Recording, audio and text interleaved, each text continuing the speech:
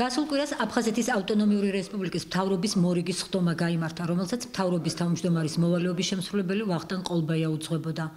სხდომაზე დღის წესრიგით გათვალისწინებულ სხვა საკითხებთან ერთად განიხილეს აფხაზეთიდან დევნილთა სოციალური დაცვის მიზნით ერთჯერადი დახმარების გაცემის წესის სრულყოფისა და დახვეწის საკითხები. მთავრობის სხდომაზე იმსჯელეს გალის რაიონის სკოლებში ქართული ენის შეზღუდვის საკითხებზე ახლახან შექმნილი აფხაზეთის ავტონომიური რესპუბლიკის სამთავრობო კომისიის შემადგენლობის შესახებ, რომელიც სახალხო დამცველის რეკომენდაციების შესასრულებლად იმუშავებს.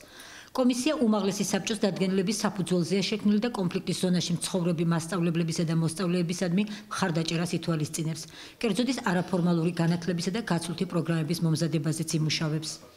სხდომაზე აღინიშნა, რომ აფხაზეთის ავტონომიური რესპუბლიკის მთავრობის დადგენილებით დაარსდა ეროვნული გმირის ჟიული შარტავასა და საზოგადო მოღვაწის დიმიტრი არზაყან-ემუხვარის სახელობის სტიპენდიები, რომელიც განსაკუთრებული მიღწევებისა და წარმატებებისათვის მიენიჭებათ სტუდენტებს.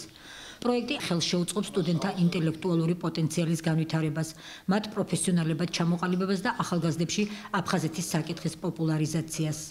ორი სტუდენტი და ორი მაგისტრატურიდან მიიღებს სტიპენდიას 1 წლის განმავლობაში.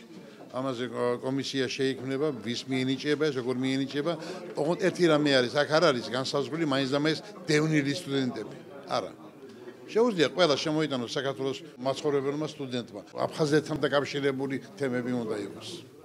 ამიტომ ჩვენ არ ვივიწყებთ არც ერთ სახელს, ვისაც საოცრად დიდი კვალი დაამჩნია საქართველოს და არც დავივიწყებთ არც იმ სტუდენტებს, ვინც გამორჩეულად სწავლობენ და ხვალინდელი საქართველოსთვის და ხვალინდელი აფხაზეთისთვის იღწვიან.